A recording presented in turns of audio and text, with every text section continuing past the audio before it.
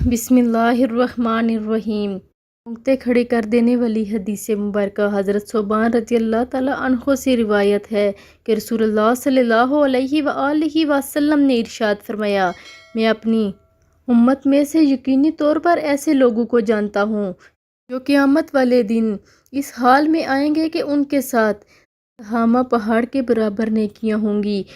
تو اللہ عز و جل ان نیکیوں کو ہوا میں منتشر ہو جانے والا غبار بنا کر غارت کر دے گا۔ تو ثوبان رضی اللہ تعالیٰ عنہ نے عرض کیا، رسول اللہ صلی اللہ علیہ وآلہ وسلم، ہمیں ان لوگوں کی نشانیاں بتائیے، ہمارے لیے ان لوگوں کا حال بیان فرمائیے تاکہ ایسا نہ ہو کہ ہم انہیں جان نہ سکیں اور ان کے ساتھ ہو جائیں۔